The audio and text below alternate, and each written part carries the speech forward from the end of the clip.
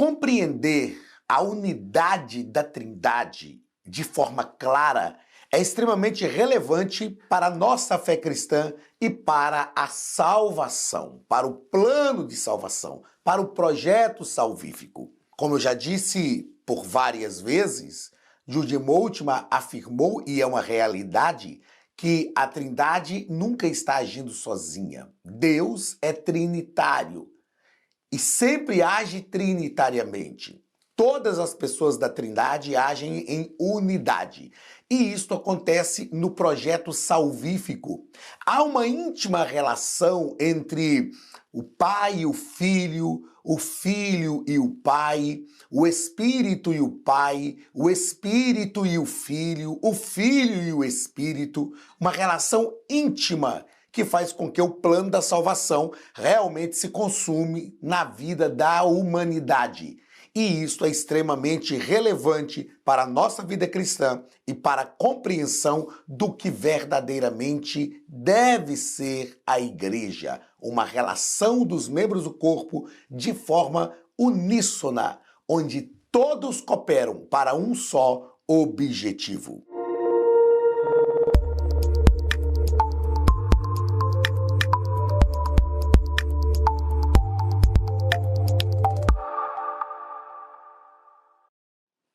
Queridos, sejam bem-vindos à Academia de Pregadores. Eu sou o pastor Anderson Silva, estamos nas nossas lições bíblicas de escola dominical, estamos já na reta final deste primeiro trimestre de 2026 e na aula de hoje estudaremos a lição de número 12. Lição de número 12 do dia 22 de março de 2026.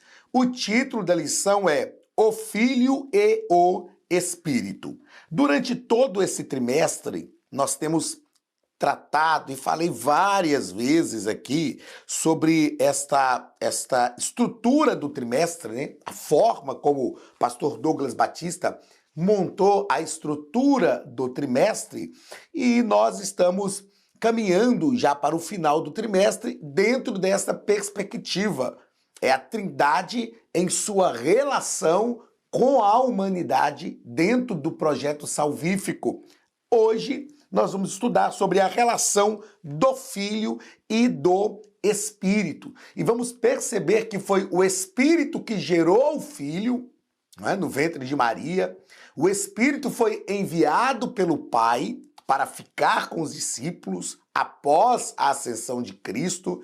O Espírito se relacionou com o Filho enquanto ele estava presente na terra, encarnado, e o Espírito tem uma íntima relação com cada um de nós, porque ele habita dentro de nós. O texto áureo da nossa lição está em Lucas capítulo 1, versículo 35, que nos diz o seguinte: E respondendo o anjo disse-lhe: Descerá sobre ti o Espírito Santo, e a virtude do Altíssimo te cobrirá com a sua sombra, pelo que também o santo que de ti há de nascer será chamado Filho de Deus. A gente sabe que esse texto bíblico é a resposta do anjo Gabriel para Maria, quando ele disse a ela que ela ficaria grávida.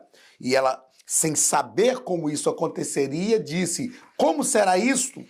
Uma vez que eu nunca tive um relacionamento com varão. E o anjo disse para ela: o Espírito Santo vai descer sobre você e vai gerar no seu ventre o ente querido de Deus. Ou seja, queridos, tudo que nós precisamos dentro de um plano de Deus só é possível acontecer a partir do momento que o Espírito Santo habita em nós. A verdade prática da nossa lição nos diz que o Filho de Deus cumpriu seu ministério em plena dependência do Espírito Santo, revelando que a obra redentora é trinitária, como nós falamos aqui durante todo o trimestre. O Pai envia, o Filho obedece e ele executa esse plano salvífico, não é? E o Espírito capacita, e hoje o Espírito Santo operacionaliza em nós. Dentro do que nós tratamos na lição de hoje, né? Então o Pai enviou o Filho veio em obediência e o Espírito capacitou o Filho enquanto encarnado para cumprir toda a vontade do Pai. Conosco, na prática, o plano da salvação se executa na nossa vida, porque Deus promoveu a salvação, é um plano do Pai que é executado pelo Filho e operacionalizado na nossa vida pela pessoa do Espírito Santo. Então nós temos realmente uma ação da Trindade. A palavra-chave é dependência, porque nós vamos mostrar aqui que tudo que Jesus fez foi na dependência do Espírito. E por que Jesus fez tudo na dependência do Espírito? Para ser o nosso modelo.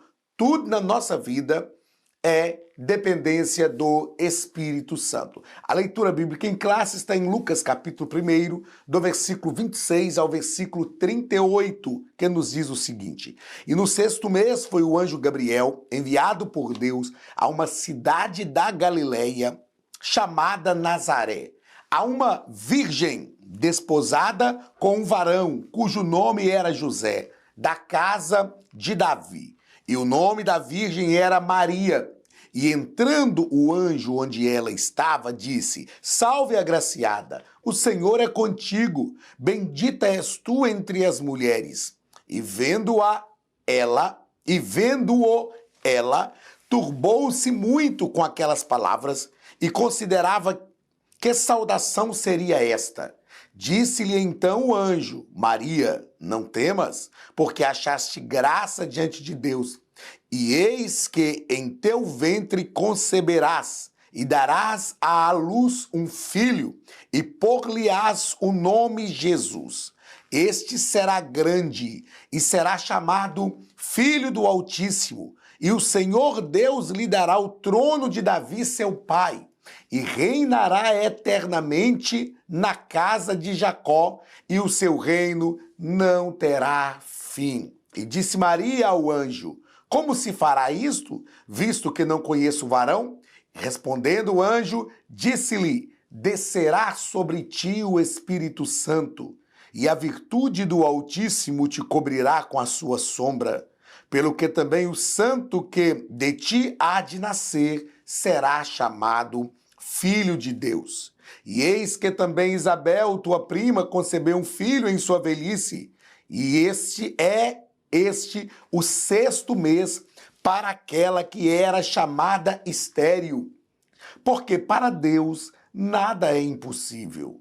Disse então Maria: Eis aqui a serva do Senhor, cumpra-se em mim segundo a tua palavra. E o anjo ausentou-se dela. Queridos, esse texto é um texto lindo, eu acho um texto maravilhoso, porque ele vai registrar esse encontro do anjo Gabriel com Maria, mas ele vai também nos ensinar algumas coisas, não é? Ele vai nos ensinar algumas coisas. Dentre estas coisas, é claro que não dá para a gente comentar aqui tudo o que ele vai nos ensinar, mas dentre estas coisas que esse texto vai nos ensinar, uma delas que eu acho muito relevante é que Maria, sem compreender o que estava acontecendo, né, ela disse ao anjo Gabriel: Eis aqui a tua serva, cumpra-se em mim segundo a tua vontade. Que resposta gloriosa para cada um de nós, para que cada um de nós aprendamos. Mesmo sem compreender o que estava acontecendo, ela consegue responder e se colocar totalmente dentro da vontade de Deus. E realmente, nela se cumpriu. Nós somos o resultado disso. Nela se cumpriu aquilo que era um plano de Deus. E ali estava a ação da Trindade Divina. Primeiro ponto da nossa lição vai tratar sobre o Espírito e a concepção do Filho. Primeiro parágrafo, pastor Douglas Batista vai tratar sobre o anúncio do nascimento. E aí eu quero destacar, neste primeiro parágrafo, o que o pastor Douglas nos propõe, dizendo que Maria demonstra perplexidade não entendendo, Maria demonstra perplexidade, não entende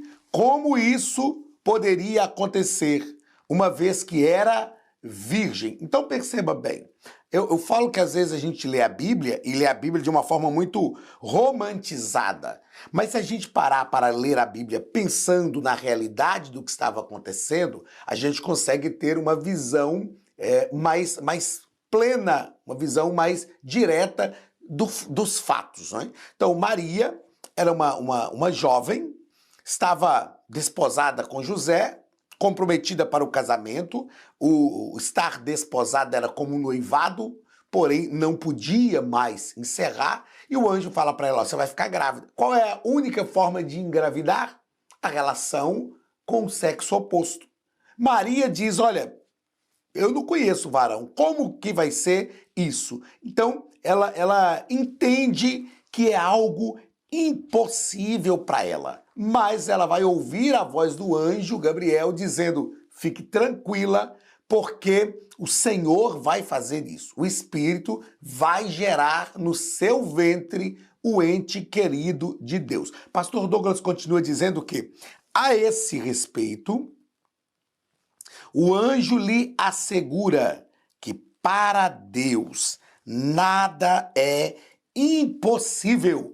Então perceba que uma das coisas que o anjo Gabriel está nos ensinando aqui é que a salvação só é possível para Deus. Só Deus pode verdadeiramente salvar. Mas é a presença do Espírito, eu escrevi isso aqui para não esquecer, o Espírito Santo, que é também Deus, torna as coisas possíveis em termos salvíficos, ou seja, para Deus nada é impossível. E a presença do Espírito Santo na nossa vida, no nosso coração, torna todas as coisas possíveis. Segundo parágrafo deste primeiro ponto, a Academia de Pregadores tem um recado para você. O Espírito como agente da concepção. E pastor Douglas vai nos dizer que a explicação que o anjo faz a Maria de como seria a concepção é singular e miraculosa. Descerá sobre ti o Espírito Santo. O Espírito Santo vai descer sobre você e vai resolver tudo aquilo que é insolúvel para você, que não tem solução para você. Queridos, isso é um grande aprendizado para a nossa vida. Primeiro, assim como o Espírito gerou Jesus no ventre de Maria, só o Espírito pode gerar Jesus em nós. Só o Espírito pode gerar Jesus na nossa vida. Quando o Espírito Santo desce sobre nós, todas as coisas que são necessárias à nossa vida, elas podem ser verdadeiramente geradas. Eu vou repetir isso. Quando o Espírito desce sobre nós, todas as coisas que são necessárias à nossa vida, ela pode ser gerada. O que o anjo faz, então, ele elucida, deixa eu colocar na sua tela aqui, pastor Douglas continua, elucida o anjo, a concepção será obra do Espírito Santo, pelo poder do Altíssimo. Por isso, será chamado Filho de Deus. Então, falando em termos soteriológicos, em termos salvíficos, como nós temos já falado desde o início dessa aula, a concepção de Cristo no ventre de Maria, a ação salvífica do Senhor, ela verdadeiramente é obra do Espírito Santo. Terceiro parágrafo do primeiro ponto, a pureza e a santidade do Filho. Pastor Douglas Batista vai nos dizer que o anjo afirma que o filho que nasceria de Maria seria santo. A palavra santo, que é hagios no grego, indica separação do pecado e consagração ao serviço divino. O anjo deixa claro para Maria, ó, o que está acontecendo aqui, o que está acontecendo é algo que Deus está promovendo. É algo que é feito para Deus. É algo feito pelo Espírito para o Senhor. E o pastor Douglas vai dizer que ele nasceu santo, assumiu a carne, mas não o pecado. A Bíblia diz que Jesus se fez pecado por nós. Então, uma das coisas que nós aprendemos aqui é que não é possível falar que é para Deus aquilo que é resultado de pecado. Porque tudo que é para Deus é santo e santificado. Eu escrevi aqui para não esquecer que Jesus é a plenitude da revelação do Pai, enviada para separar, ou seja, para santificar homens e mulheres para o seu reino. Ele já nasceu santo e ele é a plenitude da revelação do Pai, que foi enviado para nos separar e nos santificar para Deus. Segundo ponto da nossa lição, pastor Douglas vai tratar sobre o Filho e a sua revelação e a sua relação com o Espírito. Como nós falamos, é esta relação, né, que a Trindade, que essa lição, né, ou revista do trimestre está nos mostrando a relação da Trindade com o ser humano. E aqui nós vamos ver a relação do Filho com o Espírito. Primeiro parágrafo, o Filho é o Verbo feito carne. O Filho é o Verbo feito carne. E o pastor Douglas Batista vai nos dizer o seguinte: isso indica que na plenitude dos tempos, o Verbo assumiu a natureza humana sem deixar de ser Deus. Ele submeteu-se voluntariamente, não foi o Pai que o obrigou, às limitações humanas, mas manteve a sua essência divina. Quem nos acompanha aqui na Escola Bíblica Dominical já há mais tempo, sabe que esta é uma defesa que nós fazemos aqui já há muito tempo. Entender Cristo como Verbo encarnado. Ponto. Entender Cristo como Verbo de Deus encarnado. Ele é Deus que assumiu a forma humana. Paralelamente ao texto de Filipenses capítulo 2, é possível ter uma boa compreensão disso. Ele não deixou de ser Deus, mas ele assumiu a forma humana. E na forma humana, ele viveu plenamente a humanidade. Ele não usou seus atributos divinos, mas ele não deixou de ser Deus. Isso é intensa submissão à vontade do Pai. E esta atitude de Cristo nos mostra de forma muito mais ampla a extensão, a profundidade do amor de Deus. Porque é um homem que está vivendo como homem, mas na verdade ele é Deus. Sofrendo como homem, mas na verdade sendo Deus. Ele não precisava passar por tudo aquilo que passou. Eu escrevi aqui para não esquecer duas coisas. Primeiro, o Verbo se fez carne mortal porque precisava revelar Deus aos mortais. Então a encarnação de Cristo, Cristo se fazendo em carne mortal, foi com o objetivo de revelar Deus a todos os homens. E outra coisa que eu escrevi é: mas nisto também pode conduzir os mortais à própria imortalidade do Verbo. Isto é glorioso. Isto é glorioso. Você já parou para pensar nisto? Deus se tornou homem para conduzir os homens a Deus. Ou seja, Cristo se torna homem, mortal, para conduzir os homens a Deus. Mas nisto ele tem também a capacidade de conduzir os homens mortais à sua própria imortalidade. Porque é isso que Paulo nos ensina. Assim como Deus ressuscitou a Cristo, ele também ressuscitará o nosso corpo mortal. Glória a Deus. Segundo parágrafo do segundo ponto, pastor Douglas vai tratar sobre o Espírito capacita o Filho. E ele vai nos dizer que, embora sendo Deus, em seu ministério terreno, Jesus agia como homem, cheio do Espírito. Isto aqui é algo importantíssimo. Nós precisamos verdadeiramente dar uma atenção muito especial para isso. Por quê? Porque aqui nós conseguimos entender a intensa submissão de Cristo e, como eu disse, a extensão do amor de Deus. Imagine você sofrendo uma situação que você teria condição de se livrar dela. Alguém te batendo e você podendo escapar daquela situação. E você não faz. E não faz por quê? Porque sabendo que na sua atitude de intensa submissão, outras pessoas seriam beneficiadas. Ah, pastor, mas eu vou sofrer para que outros sejam beneficiados? É exatamente isso.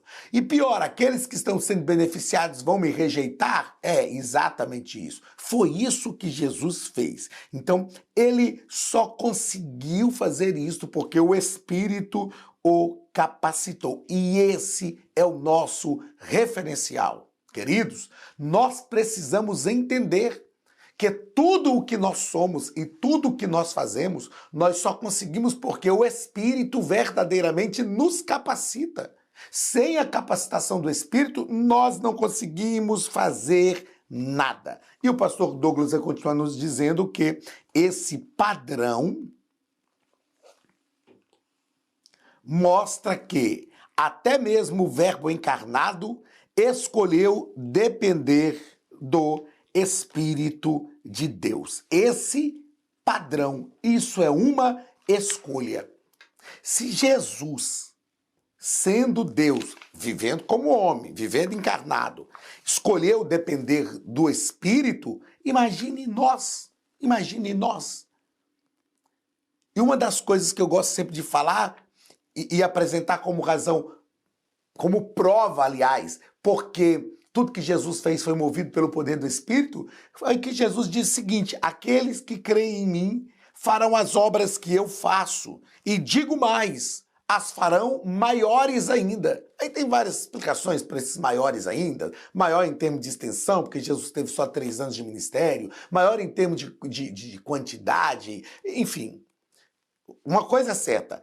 O próprio Senhor Jesus disse que seriam obras maiores. Ele falou que fariam obras maiores. Se ele falou, isto é possível. Ah, mas a gente não faz. Mas é possível. Agora, por que é possível? Nós, réis mortais, fazermos obras maiores que o Senhor Jesus. Porque o mesmo Espírito que habitava em Cristo habita também em nós. Terceiro parágrafo do segundo ponto.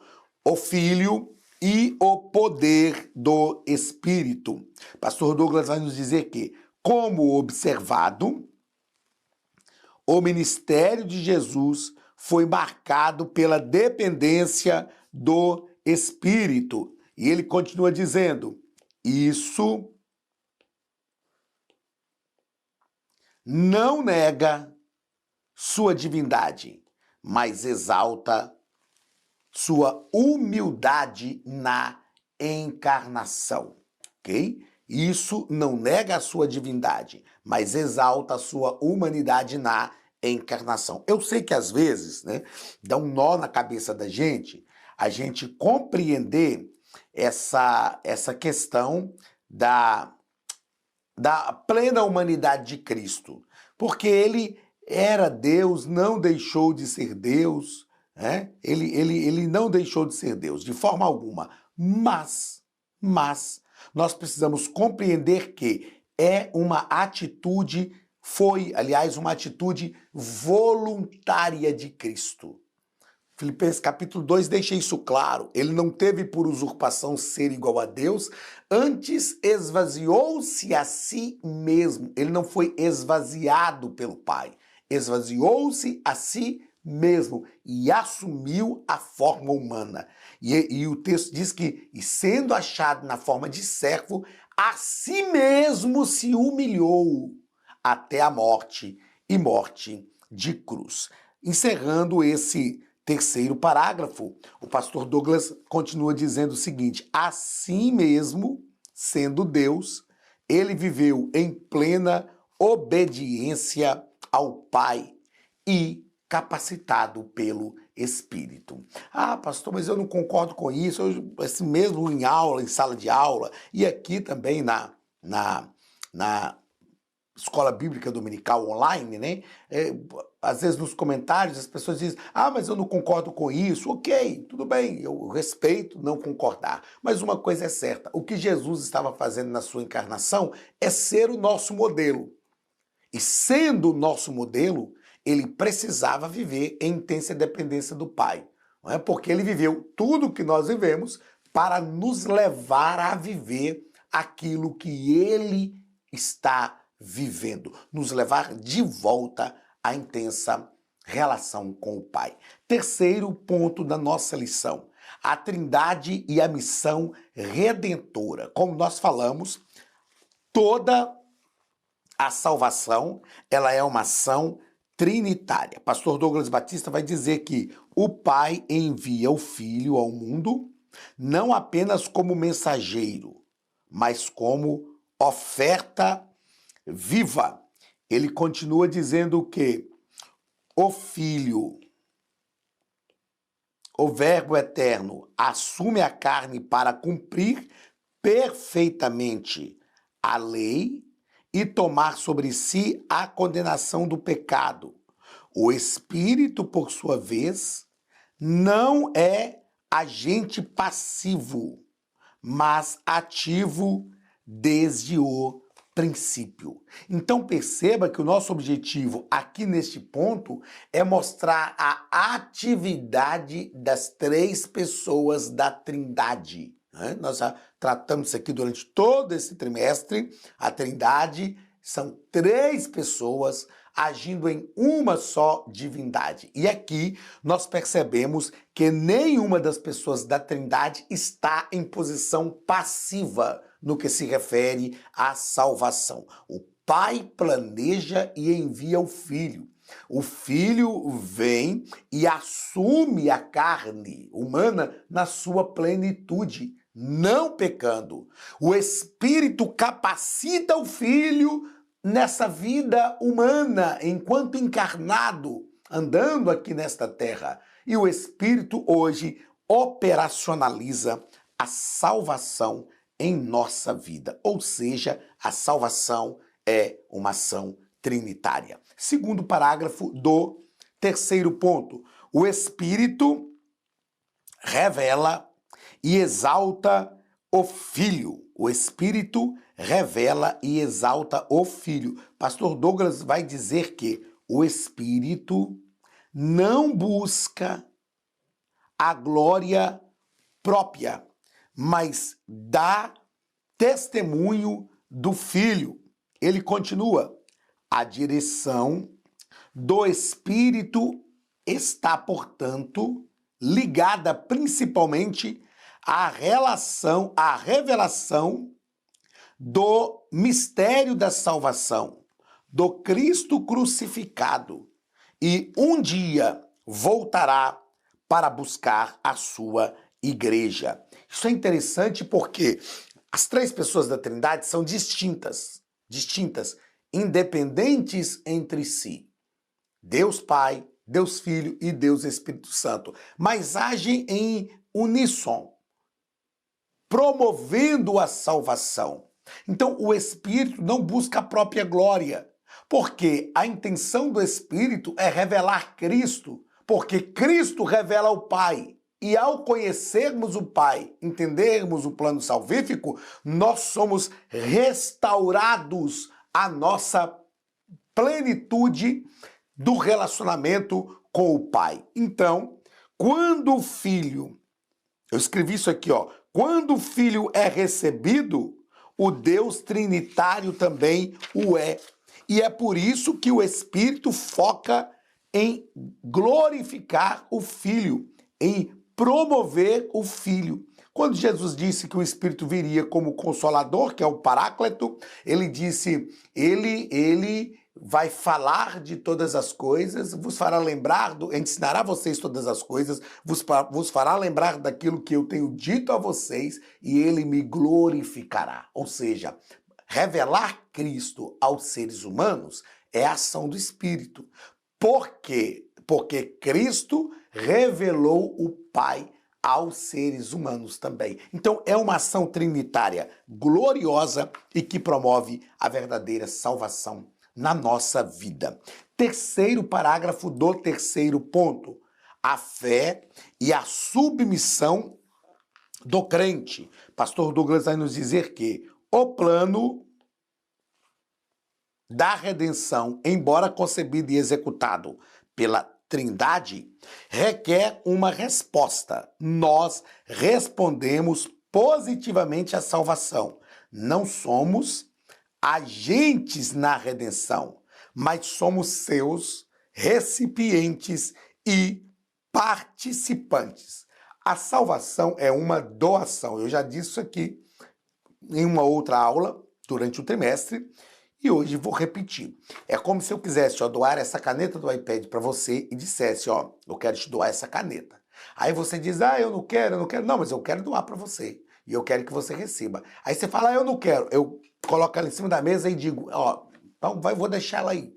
Não quero saber. Ela não me pertence mais, já saiu do meu coração, ela é sua. Se você não quiser, fica aí. A minha pergunta é, você recebeu essa doação? Não. A doação se consumou? Também não. Então, salvação é isso. É uma doação, é uma dádiva do Pai, feita por graça, por um favor imerecido, mas nós recebemos, nós respondemos positivamente aquilo que Deus fez por nós.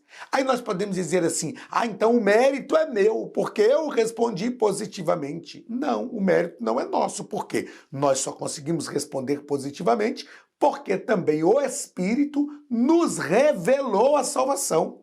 Se não fosse o Espírito nos revelar a salvação, nós não conseguiríamos responder positivamente. Então a salvação é uma dádiva de Deus à humanidade. E tudo o que precisava ser feito para nós sermos salvos já foi feito. Tudo, Jesus já fez. O plano está consumado. Aí eu tenho que orar para ser salvo? Não, eu oro porque sou. Eu tenho que jejuar para ser salvo? Não, eu jejuo porque sou salvo. Eu tenho que santificar a minha vida para ser salvo? Não, eu santifico porque a salvação já me encontrou. Todas estas ações que eu tenho são ações de respostas positivas à salvação. E elas só são possíveis porque o Espírito Santo me capacita a fazer isto. Que você compreenda isso profundamente, que o Espírito Santo fale melhor ao seu coração e de forma ampla a esse respeito, porque isso é verdadeiramente glorioso. Deus te abençoe. Um abraço, pastor Anderson Silva, da Academia de Pregadores, e até a nossa próxima aula. Até semana que vem, que é a nossa última aula do trimestre, em nome de Jesus.